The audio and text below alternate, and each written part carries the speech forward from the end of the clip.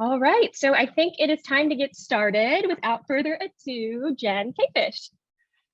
Hello, everybody. Thanks for joining us. First things first, for questions, please, you'll see chat and Q&A. We're going to use the Q&A box tonight. So anything you have there, and we're going to answer all the questions at the end as best we can. A lot of you had some really good questions for me to try to address. I'm going to do my best to answer as many as I can. If there's anything that's either too specific or too niche, we will try to touch base at the end. Otherwise, like I said, feel free. Always happy to have a quick chat afterwards if it's anything that's very personalized. But anyways, so I am Jen Kaifesh. I'm the founder and owner of Great Expectations College Prep, for those of you who don't know me. Pally College Center and Great Expectations loves to put these on just to offer you guys more support and more guidance. And they are a great resource for you. Just make sure that you're setting your appointments with them, staying in touch with them. Senior year, there's a lot going on, a lot you need to be doing with them. So make them your best friends because they can and should be. But let's get started. So I want to go over just some kind of important dates for you to be aware of as seniors and what lies ahead. So we're obviously past August 1st. Most of your applications are open now. So Common App, Coalition App, UC App, Apply Texas, all these other apps are already open. And then the only one that really isn't open is Cal State's, which will open October 1st. Same with the FAFSA form. So you should be getting started on those. So this is something starting to fill out, everything from your address to your GPA. If you have questions, there's a lot. I would take a run through any of these applications, fill out as much as you can. A lot of kids are like, oh, I'll do it at the end, it's easy. But there's going to be questions you have about how many people in your graduating class, is your GPA weighted or unweighted? Is that your UC GPA? And the way Pally does it on your transcripts, there's like unweighted with bonus points. So you want to make sure you understand these things. You have time to go talk to your school counselor, and you have to talk to your parents about what, or if you are the parents, make sure you're looking. They have questions for you about where you went to college, years you graduated, all this stuff. So just know that not everything is stuff you can do off the top of your head. So make sure you're giving yourself time to complete all that. FAFSA form opens. We'll talk about that in a little bit, but do know that there is some priority for people who submit the form sooner. Is fairly first come, first serve with money. So you want to get on top of that. And then, like we mentioned, Cal State application opens at the same time. Now, beyond that, these are a lot of the deadlines, and this is, everyone's different. The challenge for me today, which I will do my best, but understand that every school is different. There's the most competitive schools can range widely with their deadlines and some of their requirements. And I know some of you asked about applying to the Ivies in Stanford and MIT. Others of you asked about applying with a 2.5 to a four-year school and understanding what the options were. I'm going to try to cover as much of that as possible, but we're going to talk about deadlines in a little bit, kind of what they mean and the strategy behind them. But that is impacted by grades and things like that. But we'll get to that. But know that most schools that offer early action or early decision are going to be in early or mid-November. UCs and Cal States are due at the end of November. And then December 1st is a priority deadline for scholarships and financial aid at a lot of schools. Not all schools by any means, but just be aware that if you want to be considered for money, this is oftentimes a deadline they want you to get it in by, even if you're applying regular decision, and that's a January deadline to be eligible for a lot of the money that is available to you. You need to get it in sooner rather than later. Colleges have to get back to you by the beginning of April, and you have until May 1st to decide. So your spring is a lot of waiting, and then April is usually a fair amount of chaos of trying to weigh your options, compare financial aid packages, visit colleges if you can to help make decisions. So keep your April as free as possible. You will be glad you did. Okay, so first things first, standardized testing world is upside down, as most of you know. This is completely, well, not completely up to you. We'll talk about why to prep or not prep or test or not test. But a lot of this depends on where you're applying. These are the upcoming deadlines and the upcoming dates. So you've only got 2 ACT dates as seniors that are going to work. And there's technically 3 for SAT, but notice that the October 1st date, you've already missed the regular deadline. There is a late registration deadline. It's a little bit more expensive. I think it's like an extra $12 or $20, something like that. But the question here is what deadlines you're applying for. So if you're applying for a bunch of November deadlines, you need that October 1st to be able to get it on your applications. If you are still testing, you're taking ACT, you can take October 22nd. You just won't know your score before you actually submit the application, and you would have to rush the score blind outside of the application, which is feasible. If you're applying for January deadlines, then the November and even December dates should be fine. One thing I always point out is that if you are taking it last minute, crossing your fingers and toes it gets back in time, things can go wrong. We've had, unfortunately, seen a lot of students where the test site, I shouldn't say a lot, that'll panic everybody. Seen test sites lose tests, or proctors forget to drop it off at FedEx and they missed a package in their trunk. Things go wrong. So point being, if you can avoid December as a senior, it gives you a little bit of a buffer. One of the things I mentioned at the bottom is if anybody here is thinking about testing, which we'll talk more about, and you haven't done any prep, we do have a pro bono outreach program for test prep through the company. If you're thinking about doing it, it's for ACT only, just for us, for the pro bono program. Feel free to reach out to us if you're interested in kind of a very quick 15-hour one-on-one, almost boot camp for ACT for October 22nd. So something to keep in mind. Now, if you're trying to decide which test to take and you're on the fence, there are two big differences between the tests. One is pacing and the other is kind of the style of questions. So if you're trying to decide if it's going to benefit you, here's the main thing to keep in mind is where your GPA falls with the school. And again, we're going to talk about a lot of this later about finding safeties, targets, reaches. But if you're applying to a school, you have a 4.2, their average GPA, incoming GPA is a 3.7. A test score is not necessarily going to help you unless it's amazing, because you're already so above average for GPA. But if you are below average for your GPA and you are trying to convince a school that has a 4.2 average when you have a 3.7 to accept you, test scores that are above their general average is going to help you a lot. SAT gives you more time per question. And so also if you have accommodations, this is very easy to get approved for extended time. If you have accommodations in place, it's not a long process. You get more time per question. The math's a little bit more real world testing, which can be tricky. It's a lot of word problems and different scenarios you work through. Reading is more what's the best answer. ACT is what's the right answer. So things are more straightforward, but they move a lot faster on ACT.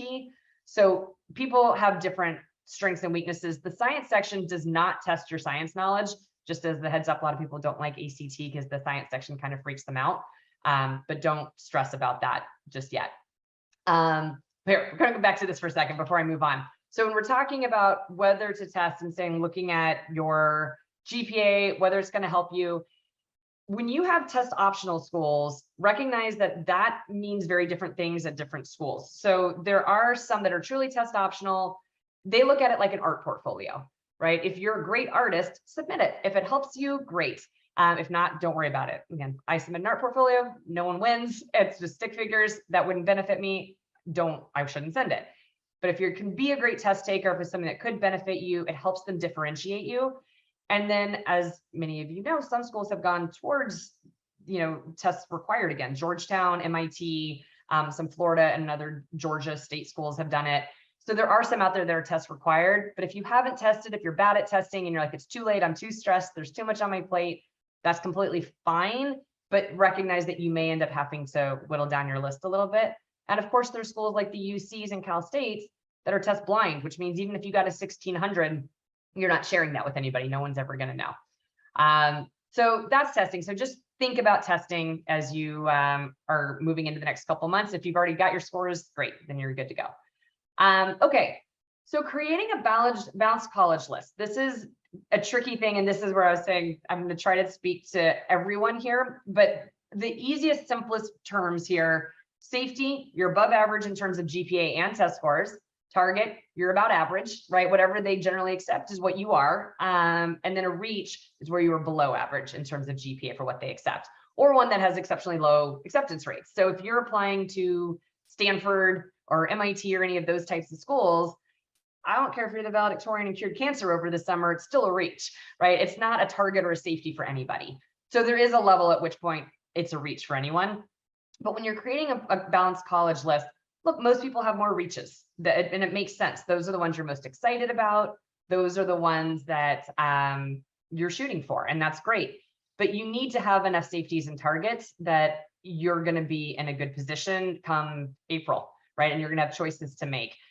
The other thing is if you're not sure, and we'll talk a little bit about the financial piece of this, but if you're not sure if you can afford a school, strongly recommend you just apply. Because there's money hidden a lot of places at a lot of these schools, and you won't know how much money they can give you until you give them a chance to give you money. So an example I always give is years ago, it's probably 5 years ago, but Fordham in New York City and the Bronx is one of the most expensive schools because it's in New York.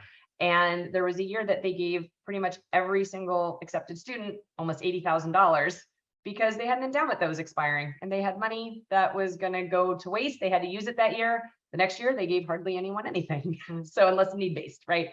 But the merit money just went to everybody. So there's no way to know what's going on in behind the scenes with endowments or scholarships or anything like that. So if there's a dream school, I would say go for it. If it's about, when we talk about merit aid and financial aid, for what it's worth, merit aid is based on merit. So you could be a billionaire and have a million zeros on your bank account. They are still going to give you money because they're going to try to convince you to come. This generally is at your safeties.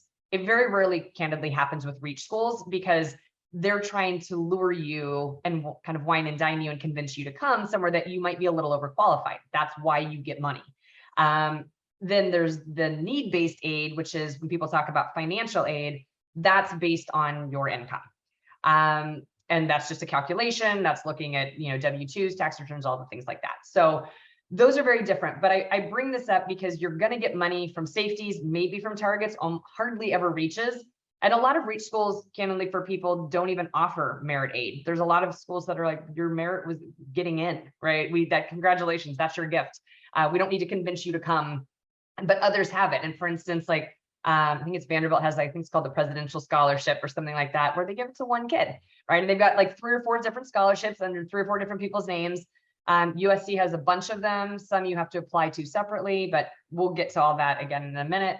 But I want you realizing that if you're worried about money, you need to have more safeties and targets. You need to be average or above average for the statistics at those schools to feel confident that you're going to get merit money in addition to the need-based.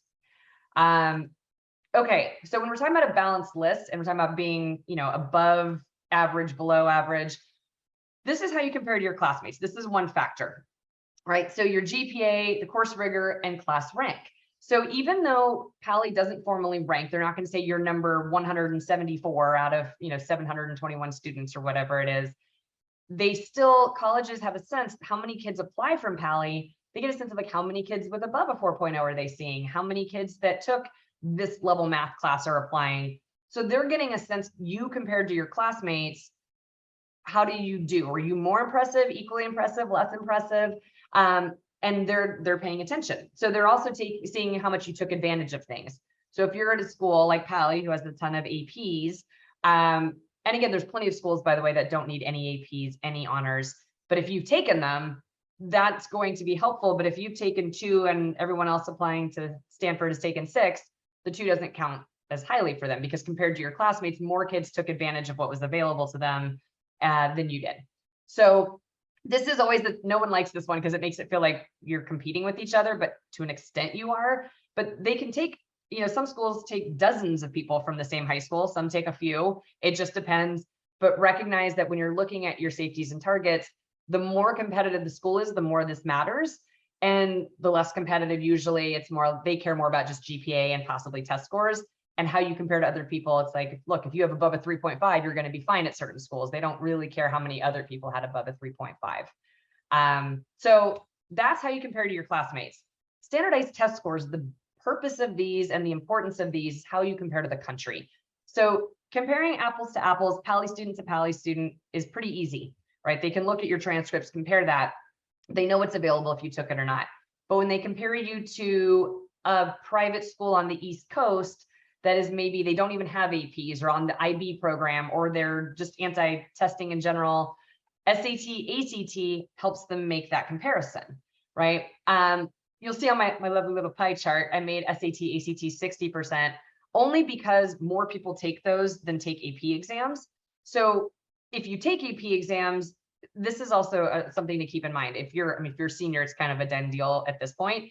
But if you took junior year classes, junior year APs, and did really well in a class, got an A in the class, but didn't do so well on the AP exams, Not great, because you did well compared to your classmates, but not compared to the country, right? However, they can look at it as maybe your teacher just didn't prepare you. They will look at the grades, the AP exams coming in from other classmates in that same class. Say, well, everyone else in that class got 4s and 5s. This is the only person we see who got a 2. Then it's not great, right? But it can go the other way. You might have a perfectly fine, maybe you got a B, or, heaven forbid, a C, fine, but you did great on the AP exam.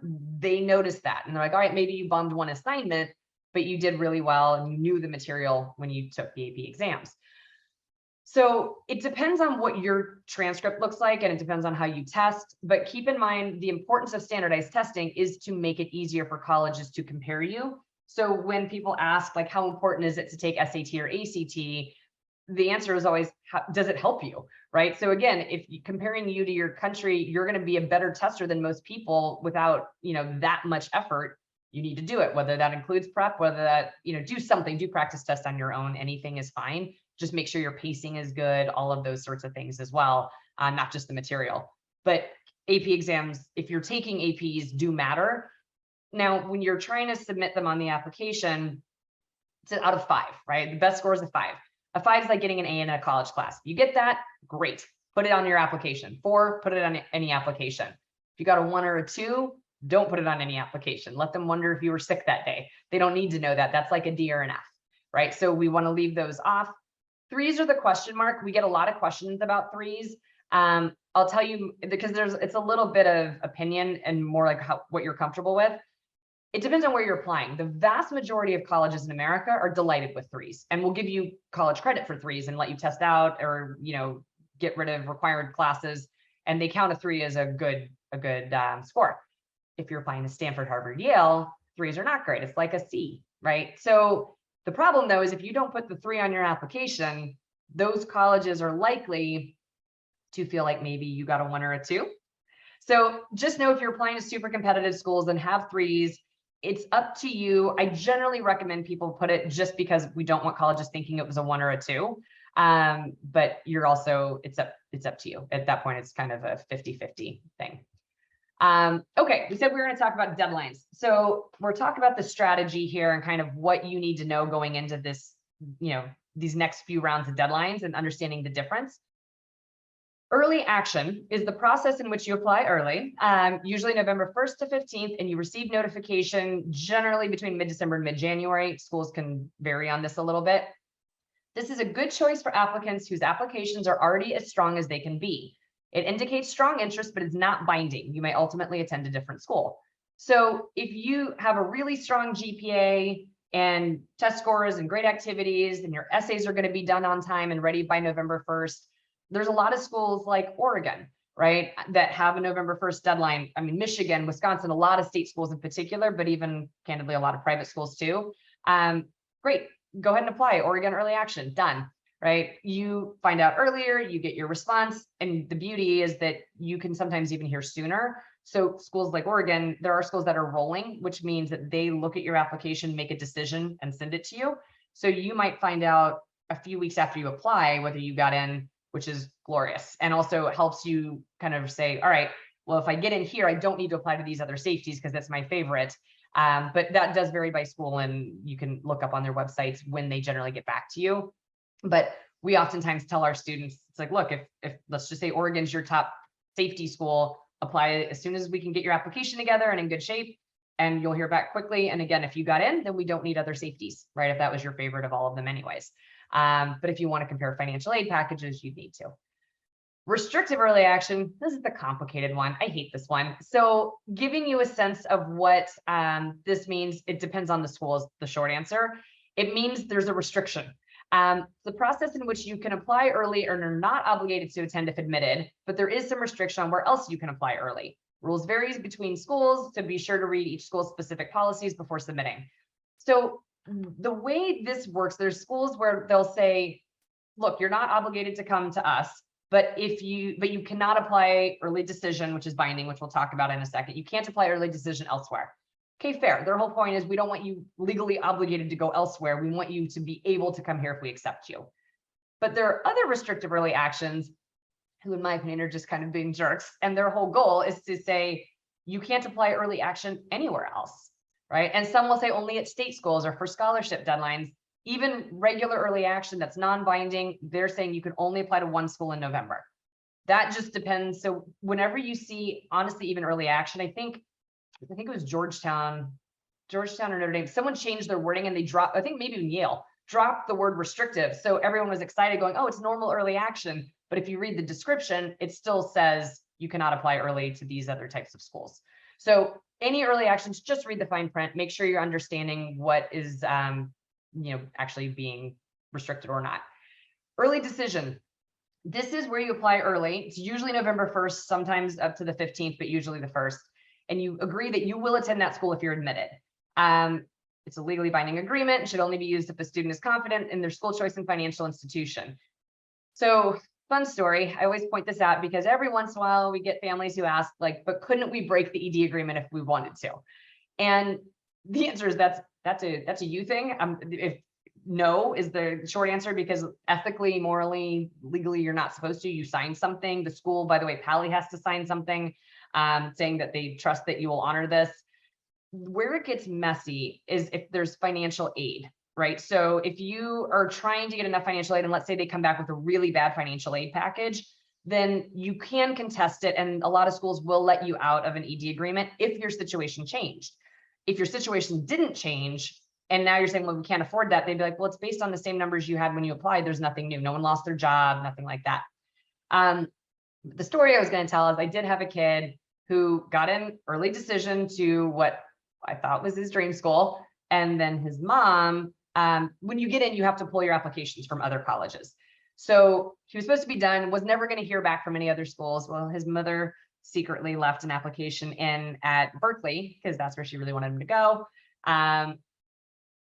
Anyways, he got in and very surprised to get an acceptance letter down the line, and then tried to pull out of the other school that he originally got into.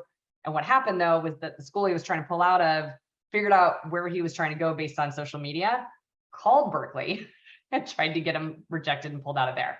So there can be vindictive schools that are really mad. So even if you're not getting sued, it's not necessarily that, but other colleges don't want to touch kids who are breaking ED agreements. So I tell that just to say, please don't assume if you're doing ED, you are going there if they accept you, unless something extreme happens in your financial situation.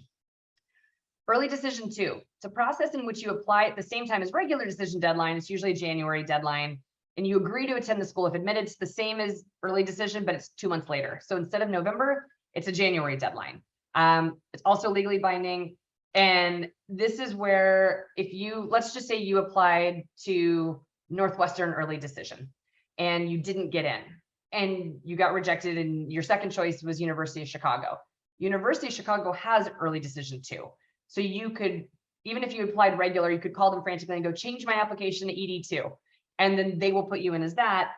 The point of this is that ED gives you better odds at the vast majority of schools. If you're applying to, some top 10 schools, that doesn't make a big difference. Some of the Ivies, it doesn't, but Northwestern, Duke, Vanderbilt, a lot of those types of schools, it makes a huge difference. If you look at the statistics between what percent they accept early decision and what they accept regular decision, it's huge. And so there's a couple of reasons. For one thing, ED, they know they don't have to worry about money because people are saying we're coming no matter what. So they're going to accept people, not worried about how much aid they're going to have to give out. Nothing like that's even a factor. They can take any kid they like, right? They have room. It's a blank slate of a class. But when you're regular decision, say you're an oboe player, if they already took too many oboe players in ED, you may get rejected just because you kind of came at the end and they'd already taken a lot of people like you, not because you weren't qualified. So ED is like their first choices, right? They get to pick whoever they can at the time or whoever they want to at the time. But the other reason is yield. So colleges, when you look at rankings in US News and World Report and places like that, or Forbes, those lists, a lot of what is dependent on that is what percentage of people they offer spots to accept them back. So if you are, so I went to Northwestern. So I like to talk about Northwestern. We always say we have a bit of an inferiority complex with like the IEDs or Stanford, knowing that if somebody applies regular decision to us and applies and gets into Yale or Stanford, they're probably going to go there. But if that same qualified applicant does early decision, which is binding to us, we now know oh my gosh, they love us. They're actually going to come here for sure. Let's lock them down. Right. And then when they submit all their findings to US News and World Report, they can be like, of the ED kids, 100% of them accepted our offer of admission, right? And then the yield is higher, more kids are accepting their offer because you have to, but it makes their stats look better and therefore the ranking goes up. So just a little behind the scenes reasoning there. Okay, so applying for financial aid. So the FAFSA form is available on October 1st for the next school year. So for next fall's college, so for people in class of 2023, they open this October 1st. Technically, the deadline is not until June. Do not wait that long. Again, there's priority filing dates at different schools. Like we talked about, a lot of them are December 1st. Each school has their own deadline, so do check that, make sure. But sooner's better. And we have, I think it's Thursday. I'm pretty sure this Thursday is our financial aid webinar. So one of my colleagues will be doing that and understanding what's being taken into consideration, what you have control over, what you don't. And, one of the things to keep in mind is you can contest financial aid packages, but a lot of it is based on a calculation. So it's understanding what you're filling out, what it means. And yeah, like I said, this is a little bit more of a calculation, but there are ways to be a little more strategic about it and smart about it. So I would suggest that webinar for anybody who is filing. One thing also to keep in mind, there are some schools, there are not many, but there are some that tie scholarships to whether you've, like merit scholarships, sorry, to whether you've applied for financial aid, which is ridiculous for those schools because they know that a lot of that merit aid might be going to billionaires. They didn't need the money, but they needed you to fill out the FAFSA to have an account with the financial office at the school, then they can give you free money. It's rare, it doesn't happen much. It feels like the last couple of years, this has become less common. But if you're really interested, which who's not, but if you're interested in merits money, and you were on the fence about whether you'd apply and fill out the FAFSA or the CSS profile, these are a pain in the butt, to be honest. You're just like doing your taxes all over again. You could call your schools on your list and just ask them and say, look, if we want to be eligible for merit scholarships, do you need us to submit a FAFSA? Is there anything else we need to do? Just so you don't waste your time on this. But the reality is people get more money than they think.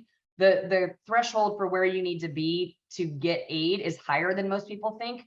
And also, if you have multiple kids, keep in mind, colleges don't just look at your income, they look at your income divided by the number of kids you'll be paying for college at a given time. So again, there's sometimes why not fill it out? It's a pain in the butt, but get it in and go from there. So merit scholarships. So this is something you're going to do both fall and winter.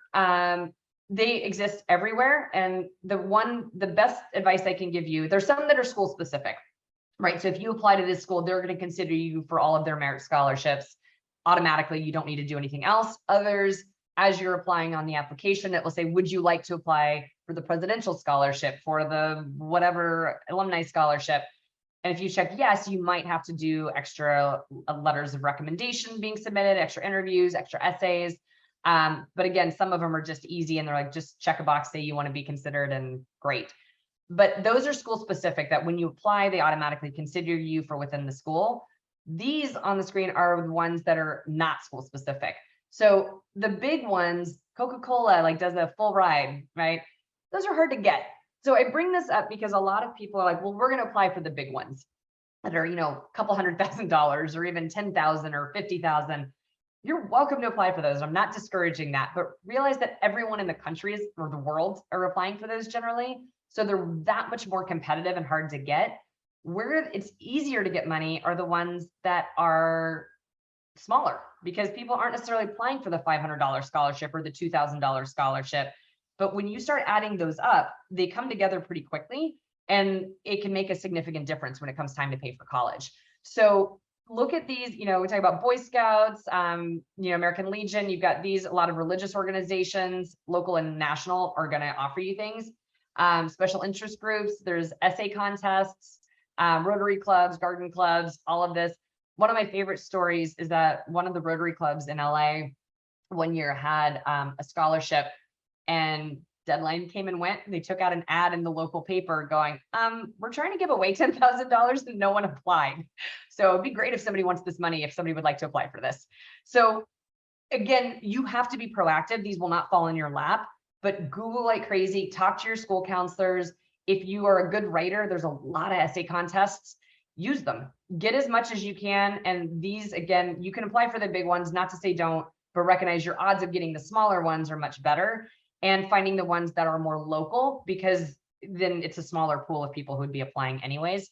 So keep that stuff in mind. But this, you just need to be a good Google expert and kind of dig and drive. And also, if you're really big into STEM, talk to your teachers, right? If you're taking AP Physics, your teacher may have some great ideas for you, right? And know of some scholarships.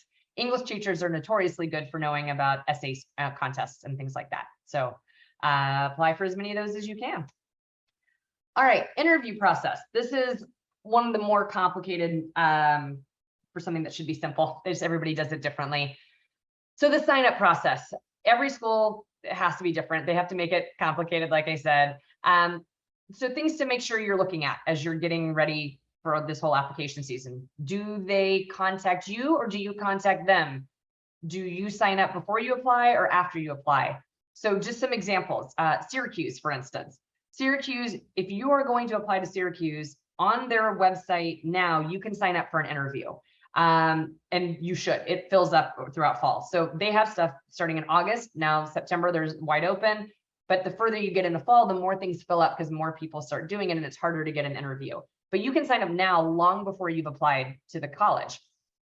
Other colleges don't want to waste their time until they know you're a qualified candidate. Then they will invite you to interview. But there are also ones which are sketchy. That's aggressive, but are a little bit sneaky. We'll go sneaky as opposed to sketchy. So for instance, and I don't know if they're doing it this year, nobody's officially applied for me to log into their portal, but Tufts like last year, the way they did it is once you apply, every school gives you login information to log on to their website to confirm everything's been received. They're like, check it as soon as possible. Most kids are bad about that. So this is something that we'll, again, get to. Once you've applied, you're going to get login information for the websites, check it. But on Tufts, there is a little link when you log on to their portal after you've applied that says within 7 days of applying, you can request an interview. And it's a tiny little link in the corner. It's not big. They don't email you about it. They're waiting to see if you find it. And if you're motivated enough to look for, if you've called to ask, but you would need to know it was there, or at least know to look for it. So when you're applying to colleges, make sure you don't miss your opportunities for interviews. If you interview well, now, of course, there's some kids where maybe it's better not to interview, but most, it's good. It gives you face time. It gives you the opportunity for them to get to know you, to understand who you are, and to put a face with the name. It's usually going to be a good thing for most people, but you need to be prepared. So it can backfire. Know who you're meeting with, whether it's an admissions rep or an alumni. So if it's somebody from admissions, it's usually, they'll sometimes say informational, but it's going to be a little bit more formal, and you can ask more technical questions about, if I'm debating this major in the School of Business compared to whatever, you can ask things that they're going to know about the school. If it's an alum, somebody who hasn't been there in 30 years that you're meeting for coffee or on Zoom, you're not going to necessarily be asking such specific questions. But you need to come in knowing about the school. You need to have done your research, being professional and respectful. So no matter what, whether it's on Zoom, whether it's in person, dress appropriately. If it's on Zoom, figure out what's in your background. I've got my brindled potato on her dog bed behind me. But make sure that you've got kind of a, if your room's a disaster behind you, or you've got kind of inappropriate posters behind you, be aware of that. And then again, just dress up at Zoom from the waist up in a professional way, not like suit and tie, but just that you look like you're taking this somewhat seriously and that it matters to you. Obviously be on time, but do your research about the school, know the name of the major. So it's even, there is a, I think it was Villanova, that it's not the Department of Computer Science, it's Computing Sciences, or it's Computing Sciences, I think, or something like that, where it's just slightly different. It's not the normal computer sciences. I bring this up because in an interview, if you're saying that's what you want to major in, you got to have it right. So make sure you know the name of the major, have research opportunities that you're excited about, or professors that maybe excite you. You don't need to memorize 50,000 facts, but you want to come in looking like you have your reasons for why you want to apply, which, by the way, you want for your essays anyways. So do your research, know what you're talking about. Here's my favorite, well, it's horrible to say it's my favorite anecdote because a lot of people ended up in tears. There was a local alumni interviewer for Dartmouth. Now it's kind of years ago. I don't know if he's still on the loose, but his favorite first question when he'd sit down at a coffee shop with them where's Dartmouth? He would just lead with that. And half of kids had no idea. Somewhere in the Northeast, right? That's the best they could do. And so the number of times I heard people saying, my friend told me this story, or a couple that were, our students, and they said the new friends who left crying, right? And he'd say, you can call me if you want to reschedule when you're ready. But people were talking about what a jerk he was. And I was like, it's also kind of a fair question. If you're pretending like Dartmouth is this high on your list, you're going to do an interview and you don't even know where it is. He got his point across. So again, still kind of mean, but also valid. So I point out, when you're prepping for interviews, be aware of that. Like, don't say, the number of students we work with who are applying to Cornell and talk about how they're so excited to be in New York and have access to New York City. I was like, if you look at a map for where Cornell is compared to where New York City is, it's not exactly accessible. So just be familiar with some of the basics and have questions ready. This is something that takes way more thought and time than I think most students want to give it, because it needs to be, people always say there's no dumb questions. There are. So don't ask something that you can Google, right? If it's a very obvious, I love how many people think it's a really deep question to say, can I double major? The answer is yes. I guarantee you can double major anywhere at this point. Yes, you can study abroad. Yes, there's a lot of things we can say yes to. Now, if it's more about, can I join this type of research as an undergraduate? I see the graduate students are working on this. Is this available to us? Or, even, you never want to say, like, what do students do for fun? But understanding how much of campus life, or say social life, is on campus as opposed to off campus. Things like that, right? You can ask things that are maybe a little bit more qualitative than quantitative. And so you're not asking, don't ask the student to teacher ratio or faculty ratio. You can Google that. But again, go with smart questions prepared. I always tell my students, go in with 4 or 5, because the odds are that 2 or 3 of them are going to get answered by accident, just in discussing things. So that way you still have a couple left, because usually at the end, people will say, do you have any questions for me? And then you do. The other thing that is not on here, but I always want to point out, the first question that you will hear a lot, and everyone hates, adults and teenagers alike, is tell me about yourself. So not everyone leads with that, because not everybody's mean, but it's a very common intro. And again, it will be for life. A lot of people are like, so tell me about yourself, or what do you want me to know about you, or what should we know about you? Have something in your head of how you want to answer these questions. So I always tell my students, have a few bullet points in your head that you want them to ask you questions about. You're trying to drop breadcrumbs for the conversation and say, like, all right, I'm on this team. I did research on this. I write poetry in my spare time, whatever it is. Mention those things and hope they go, oh, what kind of poetry? Or, oh, I did robotics. Tell me more about your last competition, right? You're looking to help guide the conversation when they ask a question like that. So don't feel like you're giving them your life story or mentioning a ton of irrelevant things. Be targeted and specific when you go in prepared for a tell me about yourself type of question. Sending a thank you note. So this is something, it can be handwritten, that's old school, but it can also be an email. Don't stress about how you send it, just send it. Make sure you have the person's name. The number of students who tell me they don't know who they interviewed with, I was like, you just had a 30-minute conversation with this person, you didn't catch their name. So sometimes it's in the email ahead of time. By the way, sometimes it's just at the bottom of the Zoom screen. Take a screenshot, right? If you need to, or write it down, or whatever it is, but make sure you know their name. Hopefully you have the email address. Otherwise, you can always call the university and find it. But say, thank you so much, and whatever you learned about it. Same goes for information sessions or tours that you go on. Being able to say, like, I went into this really excited about this school, but after talking to you and hearing about blah, blah, blah, I'm even more excited. That's even better, right? So go with the thank you notes. It's targeted to that person about your conversation. It's not just like, thank you for your time. It should feel very personalized. Send it quickly. Don't wait a week or 2. And know that this does get passed on. It almost always gets put in your file. So if they're on the fence and they want to know how excited you are about the school, or how proactive you are, or how on top of things you are, they look at this thing. It makes you stand out, because candidly, most kids aren't sending thank you notes, and it does help you. So keep that in mind. All right, letters of rec. So hopefully you've already done this if you're a senior. If not, you need to do it now. Letters of rec. The thing I want to point out, this is from the Common App. So they write an actual letter, but they also have this form. And so you'll notice that the first few, if you can read it, it's small, but it's like academic achievement, intellectual promise, quality of writing, things like that. How much class discussion, work habits, motivation, leadership, integrity. As you move down, it's like integrity, reaction to setbacks, concern for others, self-confidence, initiative, independence, more personal qualities, not student qualities. And you'll notice there's the scale of, hopefully nobody's putting below average for you. Otherwise that wouldn't have been a person you put for your letter of RAC probably. But recognize the further to the right you can be, where it's one of the top few I've encountered, top 1% of your career as a teacher. In theory, that's where you want to be. Of course, not everyone can be there by definition, but the more you can be to the right, those are the people that's how they're thinking of this as teachers. And that's how admissions is looking at this. If they just say you're good and above average, it won't necessarily hurt you, but it's not going to make you stand out. So be aware that maybe the academic achievement's only good, but your integrity is one of the best they've encountered, right? That's also what makes a good letter of rec. I always point out, just because you did well in biology doesn't mean you get a biology teacher's letter, because they can see you got an A in the class. What really matters is how they speak about you as a human being. Are you kind? Do you help your classmates? Are you engaged in class? Do you seem sincerely driven and motivated by learning, or just the grades, right? That's the stuff that the admissions officers care about. So make sure that the person you're having write these does this. You will have your teachers, obviously, but do notice this is something that goes kind of under the radar for a lot of people.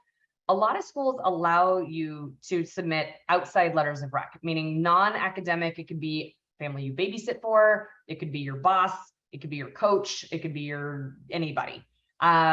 So check on Common App, there's the page, which is the college info page. That's there, it'll tell you what's allowed.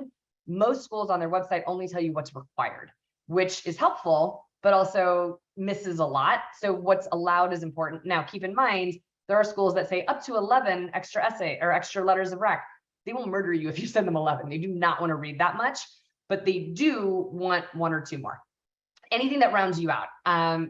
This is something that, you know, when they're reading letters of rec and essays, they're trying to understand who you are. My favorite, which if you've been to my presentations before, I always reference, but an admissions reps say that they read personal statements and letters of rec to decide if they want an applicant to date or room with their own son or daughter. It's my favorite line from a couple guys who did not have kids, but that's how they read this stuff. So they're reading letters of recommendation saying, is this somebody we feel like will be a good member of our community?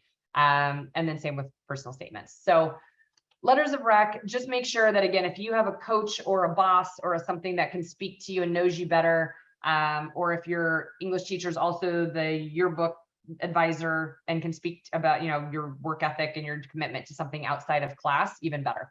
Those are good. But again, if you have not requested these officially, so you need to request them obviously verbally to in person, ideally with your teachers. Remember, you are not honoring them by this request. You are asking a huge favor because they do this for free in their spare time. Ask very graciously, say thank you profusely, and then through Naviance, you send an invitation so that it links your system to that teacher. So then when they write the letter, it uploads. If you're doing outside letters of rec, the majority, if they're not a Pally employee, so if it's like, again, a family you babysat for, or your boss at, you know, Toppings, wherever you work, then that's going to be through Common Application generally. So anyways, so just be like on the lookout for people who can really speak to your character and who you are as a human being, not just, are you good at a certain subject? That's not what these are for. All right, so fall action items recap. So this is just kind of stuff we talked about, bounced around a little bit. Some of this stuff, like, you know, your merit scholarships you do also in the winter, but you're creating your college list, you're determining early decision, early action strategy, you're applying for financial aid and scholarships, you're registering for interviews if you can, you're gathering and sending necessary material. By the way, make sure your transcripts are correct. This sounds so silly, but every once in a while, I have kids that see something that was just a blip, or a class is missing, or a grade is wrong. It takes a while to get that fixed. So make sure you have looked at a formal and official transcript from Pally that's updated, and that everything's on there, everything's accounted for, all the grades are correct. Obviously, 99% of the time that's the case, but you want to make sure. And sometimes it's like a teacher entered the grade wrong, then left Pally, and they have to track the teacher down. You have to argue it. It's happened a few times, but generally they're great about it. Just double check. Then test scores, some schools are not making you even submit them formally through ACT or College Board. They're having you type them into the application. Then once you get accepted, they're having you send it so that you can validate and verify that whatever you told them is correct, and that you didn't lie.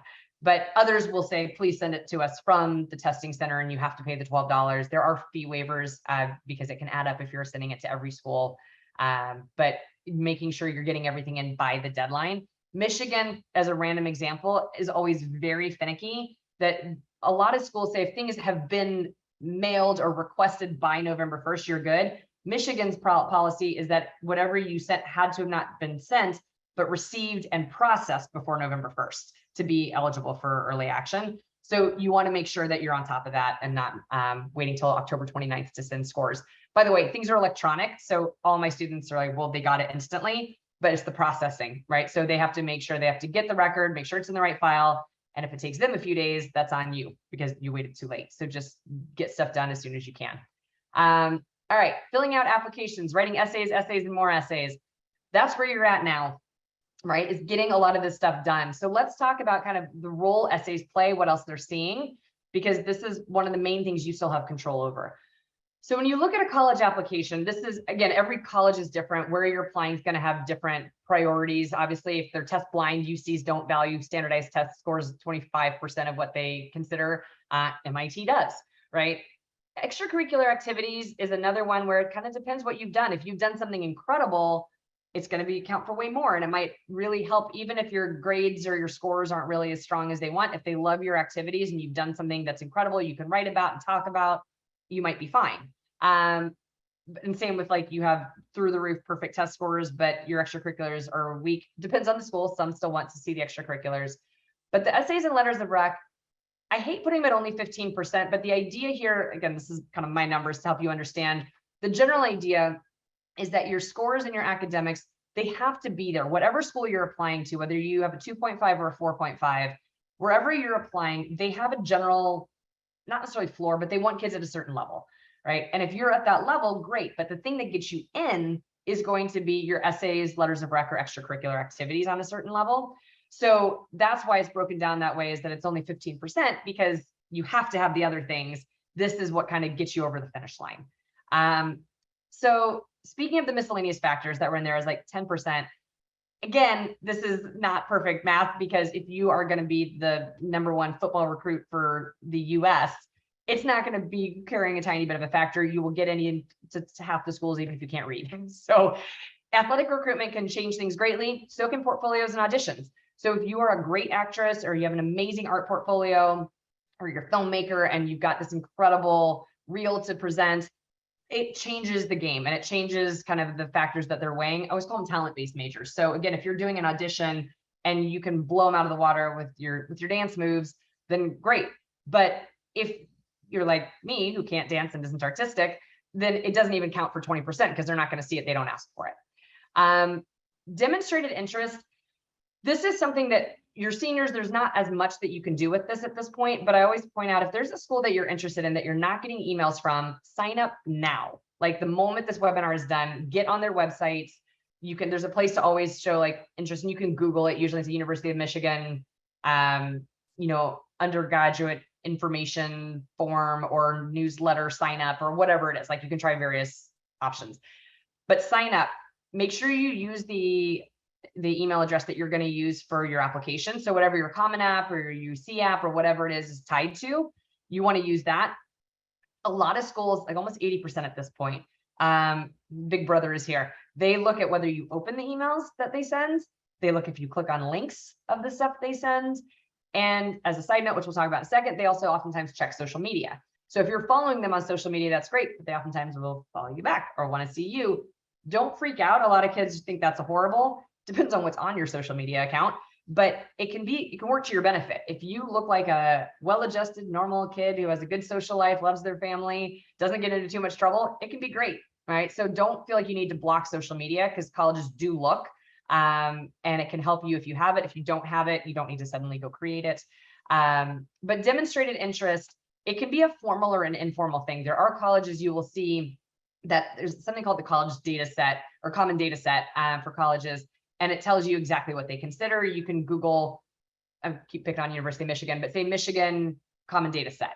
And there's a lot of data in there that you can look through, but understanding if a college formally considers demonstrated interest. So do they care if you've done info sessions and tours? Do they care if you're signing up for emails? One thing that's also great about signing up for those emails is for a lot of schools, they ask, why Michigan? Why Wisconsin? Why USC, right? Whatever the prompt is, look at the emails they've sent you. That's how they want to market themselves. And you don't want to just regurgitate all the stuff that came in the last 30 days, but go back, look at, if you've been on their mailing list, look at this. Did they just open a new building? Did they hire a new professor that they were like announcing in an email blast? Because they're proud of that if they are. And so you can make that part of the reason you're excited about the school. Most of the time they're going to go, I think that went out in one of our newsletters, but that's not a bad thing. It shows that you're reading them. So again, you don't want to just regurgitate everything they've told you, but you do want to show that you've been reading things and clicking on the links they send and things like that. We talked about interview stuff, high school reputation and relationship. I only bring this up because it can both help you and hurt you. Hallie's got a great relationship, or great reputation, has good relationships with a lot of schools. But the reality is things can change year to year. Also, if somebody in the grade above you goes somewhere, and let's say it's a college that hasn't taken too many kids from Pally, if the kid they accepted last year goes and is amazing, or maybe 2 years ago, so there's time to get settled in. If they do amazingly, they're going to take more Pally kids. If that kid goes and kind of screws around and doesn't do well and isn't prepared, they may be more hesitant. So it's not about the high school. It can be about the relationship that's been created by kids who've gone in the past. So when you've got a school the size of Pally, it's usually not a big factor. It candidly is more of a factor with smaller private schools where it can be either really good relationship or really bad. For instance, there's a private school in LA that is going on. I know they hit 19 years. I'm not sure if they ended up hitting 20 or not last year. I didn't ask if somebody got in, but 19 years without Duke accepting anyone. Duke just hates them for some reason. So, but that's, no kid is going to be able to change that, right? It's like, well, at some point somebody hopefully will, but there's some sort of thing in the past that you have no control over. So I bring this up also just because there are things that are out of your control. You can be the best possible candidate. And, and I know admissions reps who dislike private schools, who dislike progressive education in the way that's like no testing, they hate it. Others are like, I love that. And I don't like traditional education, right? Everyone's got their own personal opinions in admissions offices. So there's only so much you can solve for. That's why there's no such thing as a sure thing, right? Also keep in mind with demonstrated interest, your safeties. A lot of people don't do a very thorough job on their applications for safeties because they're kind of like, well, they're going to be lucky to have me. But if a school, remember, yield is important, right? How many people accept them that they offer admissions to? So if you put together a really lame why I want to go here essay, you've never signed up for a letter or newsletter, you've never done an info session or a tour, they assume you're not going to accept their offer. That's how safeties, you always hear stories about someone didn't get into whatever school. And they're like, but they got into this much better schools. I guarantee you, they showed that better school how interested they were and did not for what they thought was a safety. And the safety was like, fine, then we're not accepting you if you're not even going to put effort in. So demonstrated interest counts for all the schools on your list, safeties, targets, reaches, prove to them you're excited. And that's it. Again, social media, we talked about, don't stress. You can give them access to things. That's great. So extracurricular activities, how do you spend your time? So I want you guys to focus on, well, it's hard to focus on because it's yellow, but the words community impact, the part that's 50%. So people talk about community service a lot. The phrase that colleges usually use and care the most about is community impact. How did you impact your community? What effect did you have that by being you, your community was different and better, right? So if you join clubs and you show up to the lunch meetings and maybe you join a beach cleanup every once in a while and help clean up the beach, that's good. That's volunteer work, right? Maybe that's even leadership.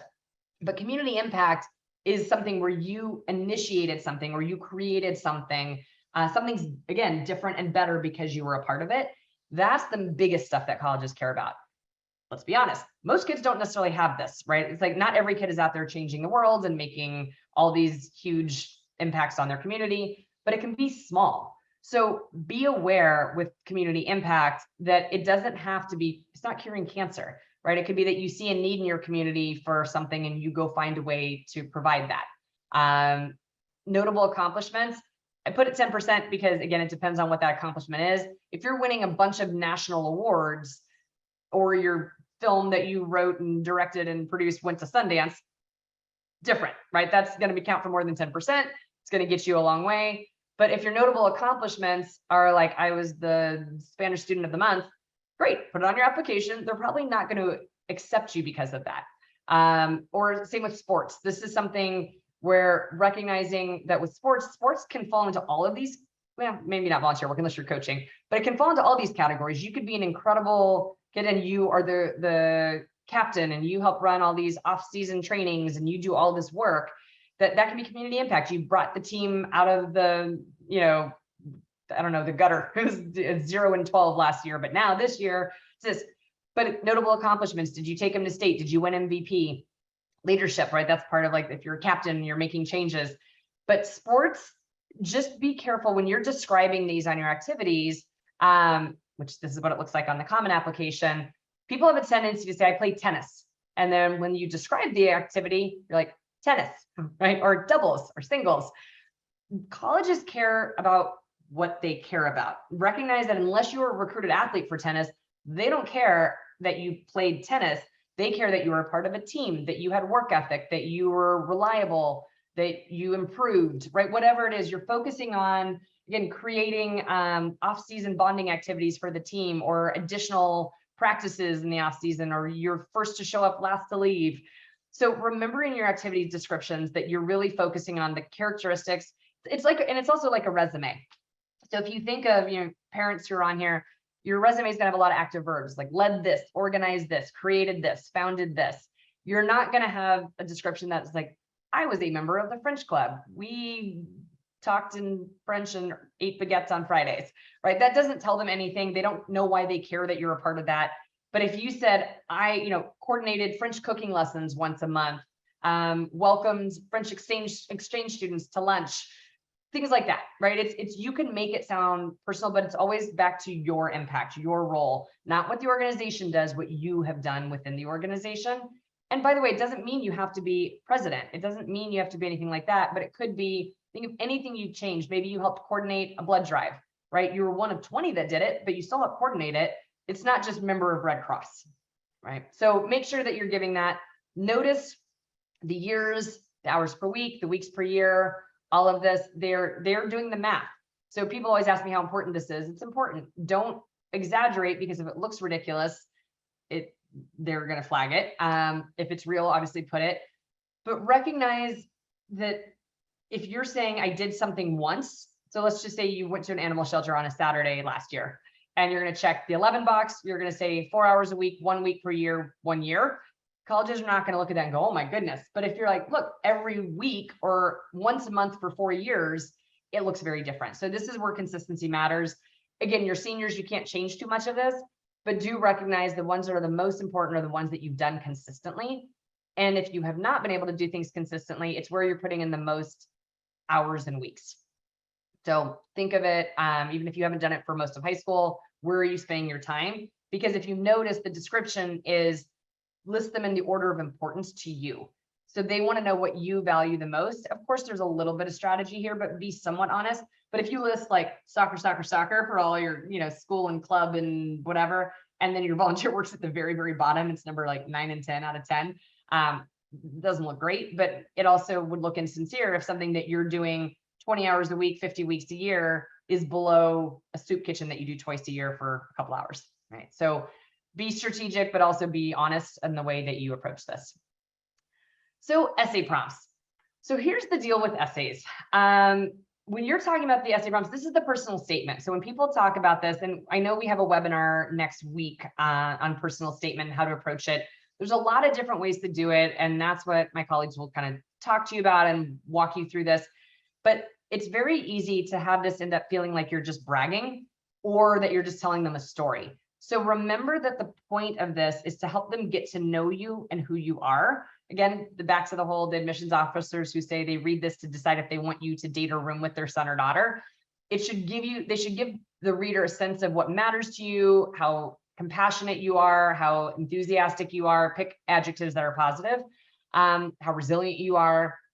Make sure that if something terrible happened to you, the essay is not only about what terrible thing happened to you, it's why you're a better candidate than someone who didn't have this terrible thing happen to them, right? It's like, then obviously you're not going to say it in such literal terms, but that's what they're reading it for, saying, well, if you're telling me that this made you a better person, but also make sure it's not in ways that everyone would expect, because there is, if you have a sick relative and you write an essay about, I stepped up and did the dishes and took my younger sibling to school and all this, even though that's great and that's really wonderful, the reality is you probably should have.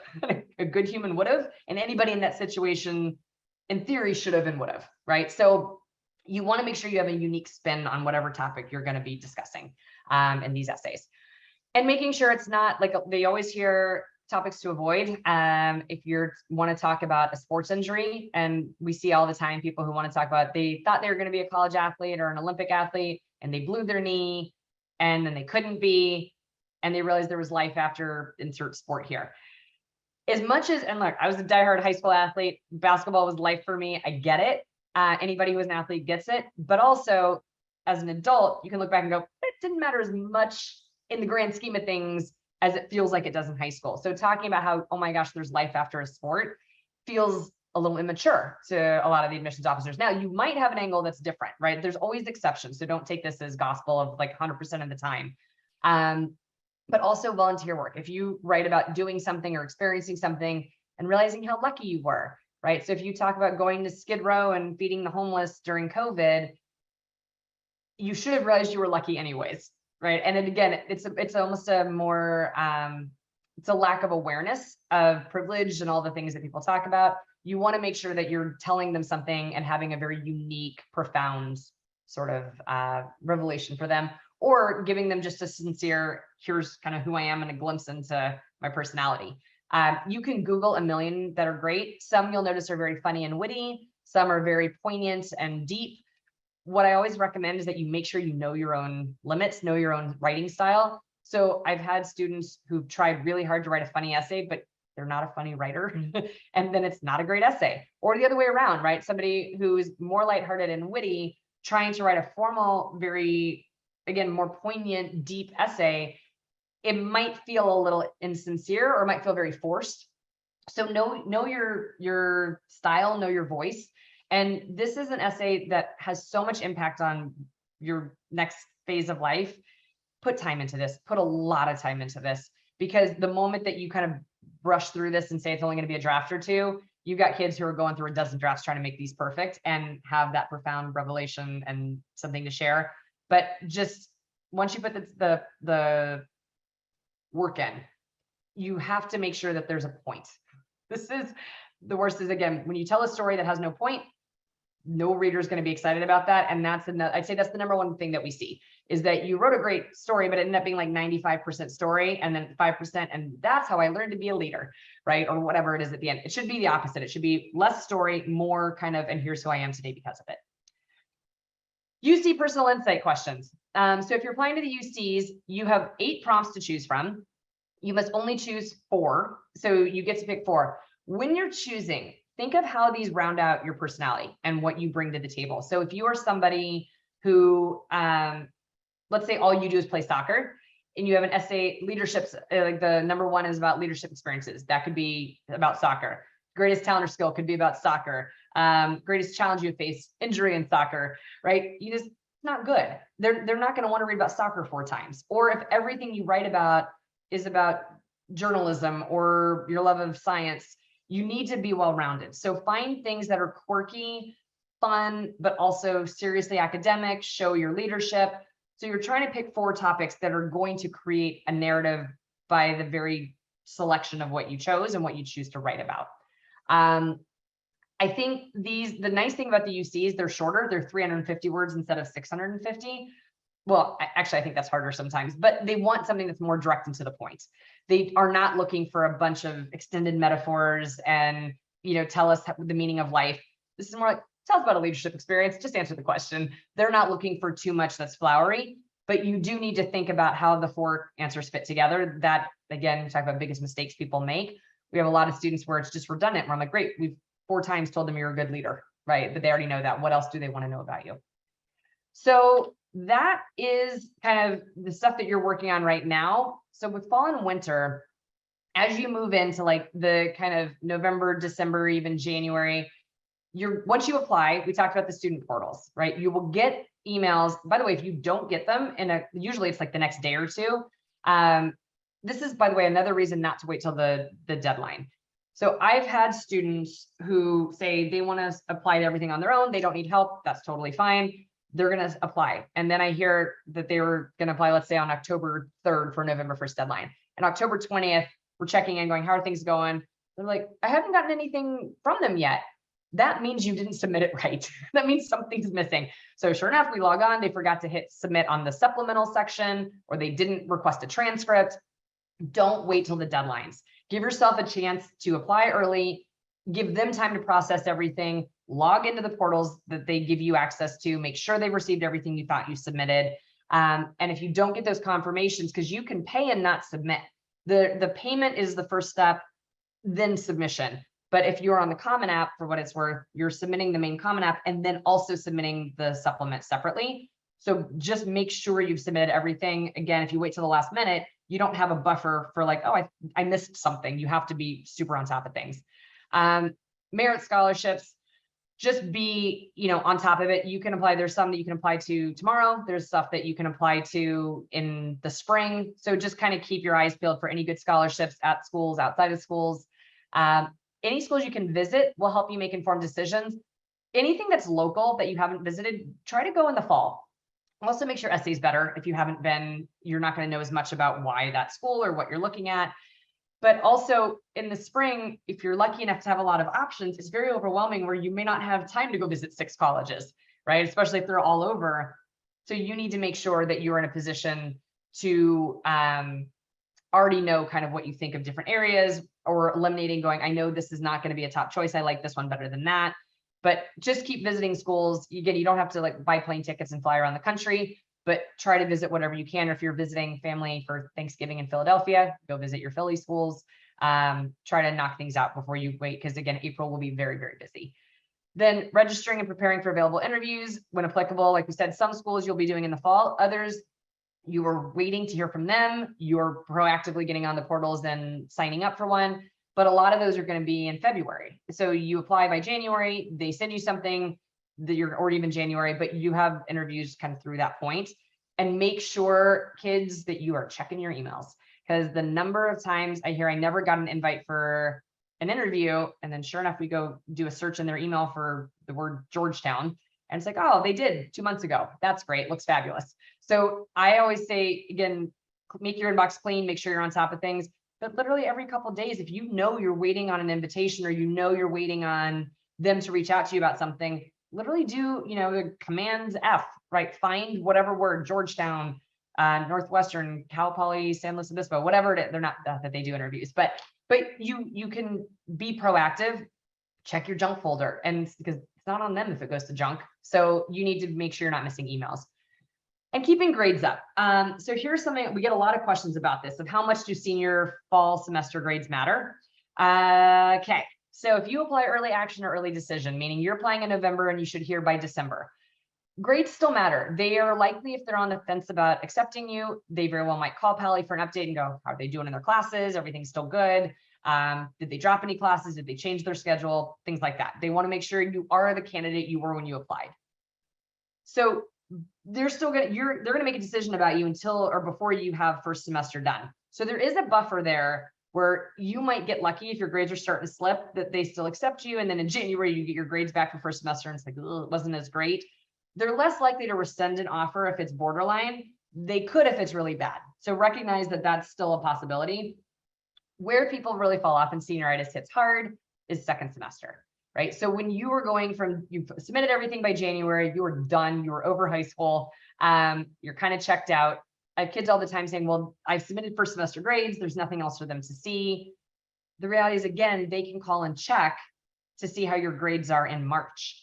And that if you're cuspy at a school, so mainly your reach schools, they are asking that. They want to make sure that, again, you have not slipped, you are still getting the grades you were when you applied, or better if that's what's necessary. But if you get in early decision or early action and then your grades slip second semester, just be aware that can bite you in the butt.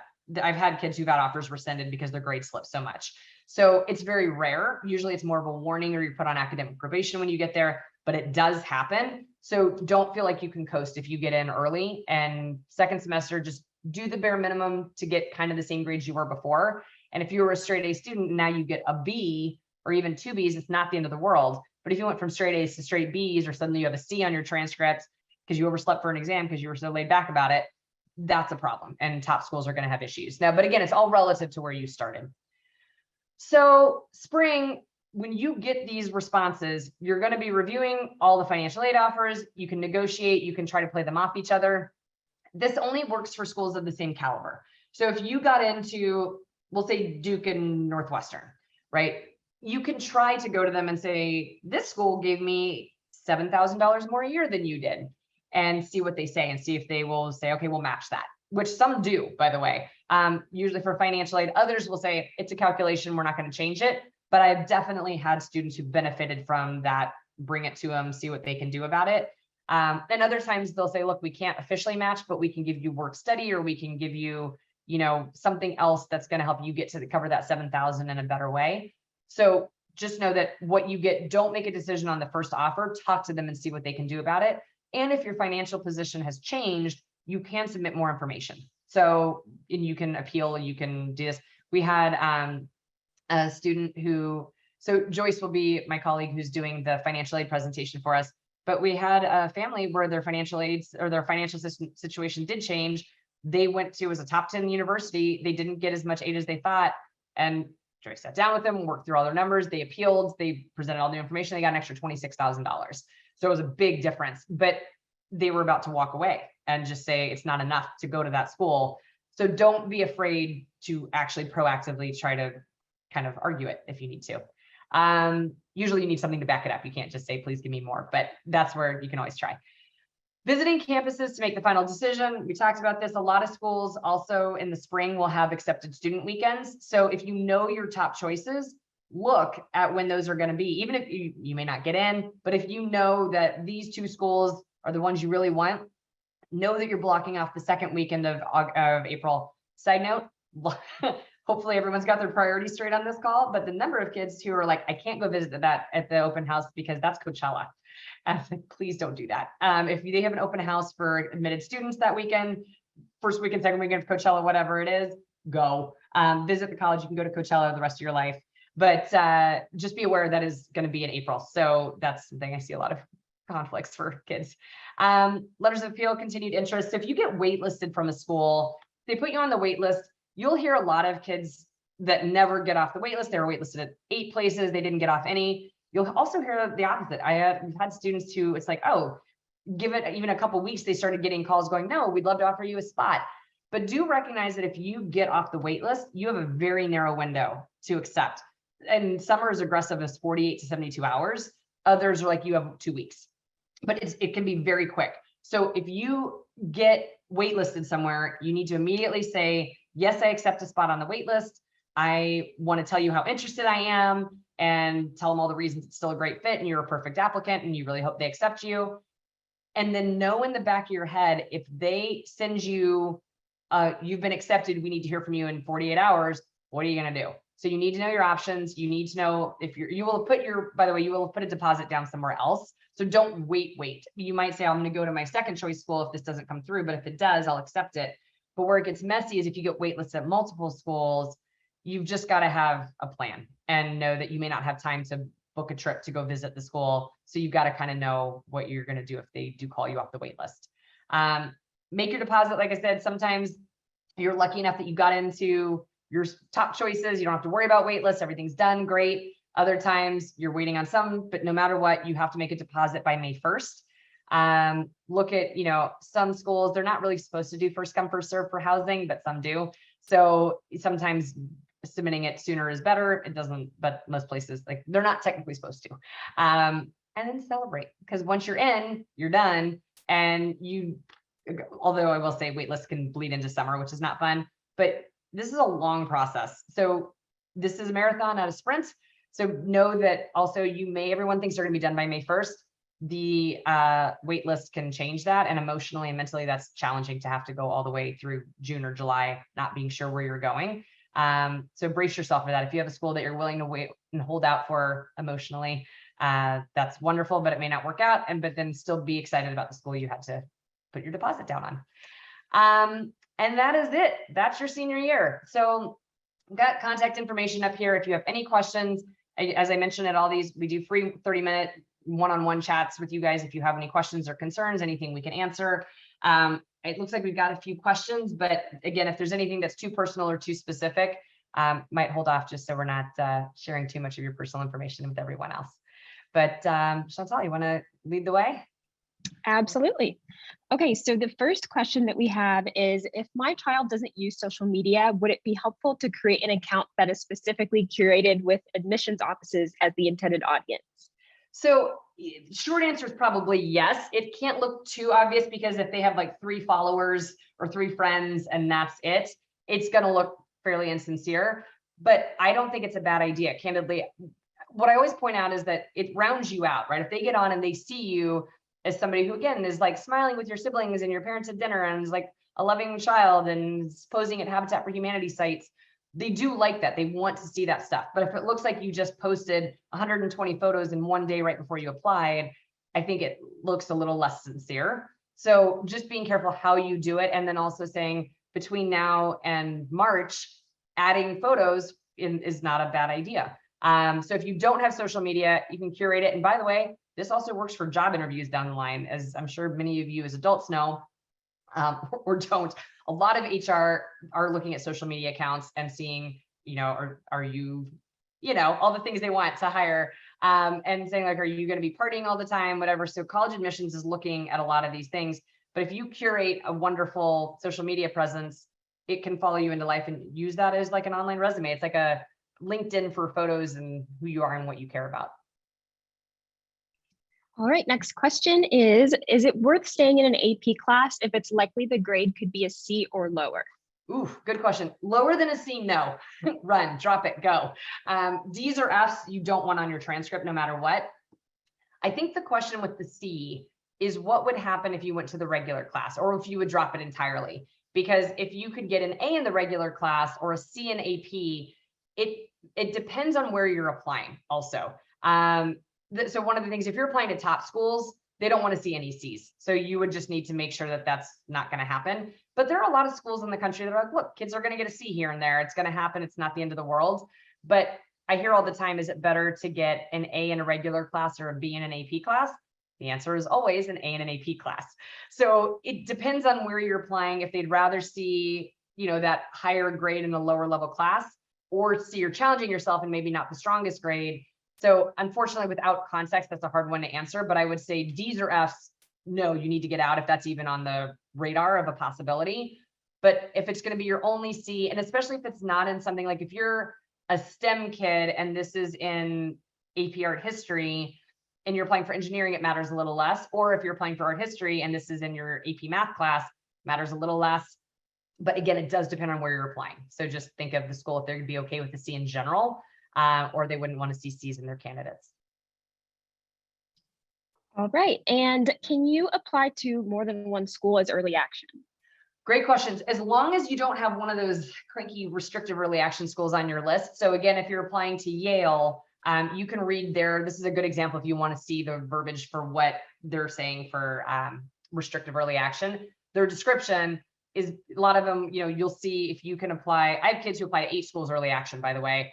But if you have one of those restrictive early actions, you may not be able to apply anywhere else early. But if you're doing, for instance, Michigan, Wisconsin, Oregon, Boulder, Indiana, LMU, there's a lot of schools that you can just apply. A lot of those I mentioned are state schools, but there are a lot of Santa Clara schools that give you that option of doing early action non-binding. You could apply to literally every school on your list early action if they're normal early action. If even one of them has that restrictive thing, then that throws that idea out the window. So you just have to read their descriptions of their early actions very carefully. All right, and this is the last question that we have. If someone gets into the schools that he or she has selected for early action, how long do they have to accept the spot? Great question too. So if you apply November 1st and it's early action, which is the non-binding option, you'll generally hear between mid-December, mid-January, you have until May 1st. So the beauty of it is that I always say you're acting early, they're acting early, but no decisions are formally being made. So you sent it in early, they let you know what they were thinking. If you've been accepted, you're not rushing a decision. You still get to wait to hear back from every other college. And again, you maybe gave yourself a little bit of an edge because they saw your application when they were fresh and bright-eyed and bushy-tailed and had, like I always say, oboe players, maybe they didn't have any yet, so they'll take you then when they wouldn't have taken you in March. But keep in mind, if you're doing early action, you've got to be the best candidate you can be. If your grades kind of dipped junior year, or your test scores haven't come back yet, or you really think you can do great and they're going to be, your application would be better with scores, wait. Then you would not necessarily want to do early. And you said that was it? That's it. Excellent, you guys. Thank you everybody for coming. We got lots more fun for you this week and next week and all the weeks ahead. So hopefully we'll see you at more webinars, but let us know if you have any questions and have a great night.